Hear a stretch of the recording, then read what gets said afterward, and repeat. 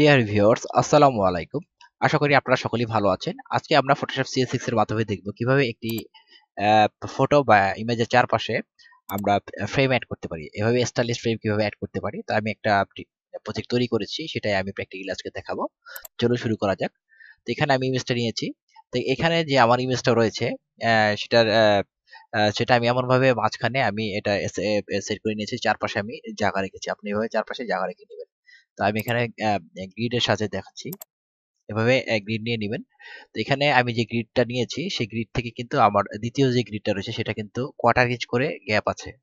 প্রতিটা চারদিকে আমি সেম ভাবে একটা গ্রিড থেকে এই যে ছবির বর্ডার থেকে আমি যে দ্বিতীয় গ্রিডটা নিয়েছি সেটা কিন্তু কোয়ার্টার ইঞ্চ করে গ্যাপ চারদিকে একই ভাবে। তো এখানে আমি টুল প্যানেল থেকে রাউন্ডেড রেক্ট্যাঙ্গুলার টুলটা নিব, আর এখানে উপরে যে সেটিং বারটা রয়েছে সেখান থেকে শেপ পাথ পিক্সেলের ভিতরে আমি পাথটা সিলেক্ট করে দিব। দিয়ে আমি জাস্ট এই কর্নার থেকে এভাবে ড্রাগ করে জাস্ট গ্রিডের ভিতরে একটা পাথ আঁকবো। একে আমি ব্রাশ টুলটা অ্যাক্টিভ করব।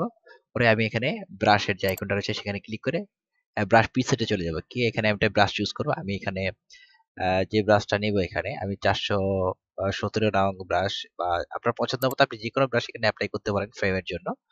তো আমি এখানে এই ব্রাশটা নিলাম 69। ঠিক আছে, এই ব্রাশটা নিলাম। নিয়ে এখানে আমি এখান থেকে সাইজটা বাড়িয়ে দেব। জাস্ট আমি রাইট যে রাইট ব্র্যাকেট কিবোর্ড থেকে রাইট ব্র্যাকেট কিটা চেপে চেপে কিন্তু আমি সাইজটা বাড়িয়েছি। জাস্ট এই যে কয়েকবার প্রেস করলে এটা বাড়তে থাকবে। আবার লেফট ব্র্যাকেট কি চাপতে চাপতে কয়েকবার প্রেস করলে এটা ছোট হতে থাকবে সাইজটা। জাস্ট আমি এই সাইজটা নিলাম। নিয়ে এখানে আবার এখানে যে ব্রাশের যে আইকনটা আছে সেখানে ক্লিক করে এখানে ব্রাশের এখানে ব্রাশ টিপ শেপ, এখান থেকে আমি শেপটা চেঞ্জ করে দিব এবং স্পেসিংটা আমি এভাবে এখান থেকে যে স্কেটিংটা আমি বন্ধ করে দিলাম, আর ট্রান্সফারটাও বন্ধ করে দিলাম। দিয়ে এখানে সাইজটা আমি একটু কমিয়ে দিই। স্পেসিংটা আমি এভাবে কমিয়ে দেব। কমিয়ে এখানে স্পেসিংটা করব জাস্ট 58। আপনার দেখা যাচ্ছে নিচে। রেখে আমি এখানে শেপ ডাইনামিক যেটা রয়েছে সেটা আমি অ্যাক্টিভ করব। তবে ডায়ামিটার যেটা রয়েছে মিনিমাম ডায়ামিটার এটাকে আমি একটু বাড়িয়ে দেব। জাস্ট 94 করে দিলাম। অ্যাঙ্গেল জিটার এটাকে আমার দরকার নেই, এটা যা আছে তাই থাক। রাউন্ডেড জিটারটাকে আমি একটু কমিয়ে দেব। কমিয়ে জাস্ট 9 করে দিলাম। ঠিক আছে, আপনি যে কোনো ব্রাশ নিয়ে আপনার এইখানে যে ব্রাশের ফিগার দেখা যাচ্ছে, ইমেজ দেখা যাচ্ছে, সেই অনুপাতে আপনি এটাকে চেঞ্জ করবেন যে কি বর্ডার আপনি এখানে চাচ্ছেন।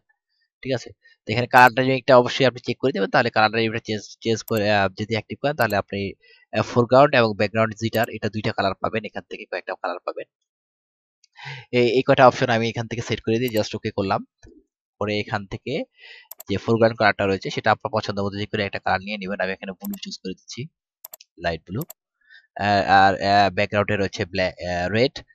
তো এই অবস্থায় এখানে যে ব্রাশের সাইজটা আমি আবার যে রাইট ব্র্যাকেট কি রয়েছে কিবোর্ড থেকে কয়েকবার চেপে চেপে এটা আমি সাইজটা একটু বড় করে নিলাম। নিয়ে জাস্ট আমি পেন টুলটা এভাবে অ্যাক্টিভ করলাম টুল প্যানেল থেকে। পরে জাস্ট এখানে যে আমি শেপ পাতটা এঁকেছি পাতের উপরে নিয়ে এসে এখানে জাস্ট এই যে পাতটা আমি সিলেক্ট করে দিচ্ছি। আমি কিন্তু পূর্বে পাত এঁকেছি। তারপর পেন টুলটা অ্যাক্টিভ করে আবার পাতটা অ্যাক্টিভ করা আছে কিনা সেটা দেখে নিলাম। আবার না থাকলে সেটা অ্যাক্টিভ করে দিলাম। জাস্ট মাউসের ডান বাটনে ক্লিক করব। নিউ লেয়ার যে নতুন লেয়ারটা নিচে সেটা কিন্তু এভাবে অ্যাক্টিভ থাকবে। নিয়ে মাউসের ডান বাটনে ক্লিক করব। ক্লিক করলে এখানে যে ড্রপ ডাউন মেনু আসবে সেখান থেকে স্টক পাথ, এটা আমি এখান থেকে ক্লিক করলে স্টক পাথের একটা উইন্ডো আসবে। সিমুলেট প্রেসারটা যেন চেক না থাকে, চেক করা থাকলে আপনি চেক উঠিয়ে দিবেন এভাবে ক্লিক করে। জাস্ট টুল ব্রাশটা এভাবে সিলেক্ট অবস্থায় আপনি ওকে করবেন। ওকে করার সাথে সাথে দেখবেন যে আপনার এই চারপাশে আপনি যে ব্রাশটা চুজ করেছিলেন সেই ব্রাশটা দিয়ে এটা কি ফিল আপ হয়ে গেছে। ঠিক আছে, তো এখানে আমি দেখতে পাচ্ছি যে এখানে অনলি ব্লু এবং হালকা রেড শেডের কিছু কালার আসছে। তো এখানে আমার একটা প্রথম যে ফ্রেমটা আমি তৈরি করেছি যে ব্রাশটা দিয়ে সেটা আপনারা দেখতে পাচ্ছেন। এখন যদি আমি ভিউ থেকে এক্সট্রাটা সরিয়ে দিই তাহলে আমার এই ফ্রেমটা পুরাই দেখা যাচ্ছে। কন্ট্রোল টি প্রেস করে কিবোর্ড থেকে ইচ্ছা করলে আপনি এটাকে একটু ক্লোজ দিয়ে নিয়ে নিতে পারেন, জাস্ট ছবিটাকে যাতে ঢেকে যায়। এভাবে এভাবে ঢেকে এভাবে ঢাকার পরে এখান থেকে যে স্টাইল এখান থেকে স্টাইলের যে উইন্ডোটা আছে সেটা আপনি ওপেন করতে পারেন, অথবা উইন্ডো থেকে আপনি এখান থেকে স্টাইলস এটা নিয়ে আসতে পারেন। নিয়ে এসে এখান থেকে স্টাইলের বিভিন্ন অপশন রয়েছে, তো আমি এখানে এই অপশনটা আমি এখানে অ্যাপ্লাই করব। আপনারা আইকনটা দেখতে পাচ্ছেন, জাস্ট ক্লিক করব, ক্লিক করে দেখতে দেখতে পাচ্ছেন যে স্টাইলটা চেঞ্জ হয়ে গেছে। তো বিভিন্ন রকম স্টাইল রয়েছে, তো আপনি একের পর এক ক্লিক করে করে আপনার যেটা পছন্দ হয়, যেটা অ্যাপ্রোপ্রিয়েট বা সুন্দর দেখায় সেই স্টাইলটা আপনি এখানে প্রয়োগ করতে পারেন, কোনো সমস্যা নেই। এখানে জাস্ট সৌন্দর্যের ব্যাপার, ফ্রেমের সৌন্দর্যের জন্য আপনার যেটা পছন্দ, যেমন আমি এটা অ্যাপ্লাই করলে এটা দেখা যাচ্ছে ডিফারেন্ট লুক দেখা যাচ্ছে। তো এরকম আপনার পছন্দ মতো যে বিভিন্ন স্টাইল প্রয়োগ করে করে যেটা আপনার পছন্দ হবে সেই স্টাইলটা আপনি এখানে অ্যাপ্লাই করতে পারেন। এই স্টাইলটা প্রয়োগ করে এটাও একটু সুন্দর দেখা যাচ্ছে, জাস্ট আমি এটা রাখলাম, ওকে। তো দেখতে পাচ্ছেন খুব সহজেই আমরা ফ্রেমের চারপাশে একটা ছবির চারপাশে খুব সুন্দরভাবে ফ্রেম অ্যাপ্লাই করতে পারি খুব সহজে। আমি আবার একটু ট্রান্সফর্ম করে এটা ক্যারেক্টারের নিচে নামিয়ে দিই, অ্যাপ্লাই করি, দেখি। ডাবল ক্লিক করে ড্রপ শ্যাডোটা আমি এখান থেকে অ্যাপ্লাই করে দেখি, একটা নরমাল করে দেই, নরমাল করে জাস্ট, হ্যাঁ এখান থেকে অ্যাপ্লাই করে সুন্দর হয়। এই ছবির ভিতরে কিন্তু একটা ডেপথ সৃষ্টি হবে এখান থেকে ড্রপ শ্যাডো অ্যাপ্লাই করলে। আপনারা দেখতে পাচ্ছেন এই যে জাস্ট ওকে। তো আশা করি এই টিউটোরিয়ালটা আপনাদের ভালো লেগেছে। খুব সাধারণ একটি সিম্পল ব্যাপার, কিন্তু খুব সুন্দর সুন্দর ফ্রেম তৈরি করা যায় এভাবে।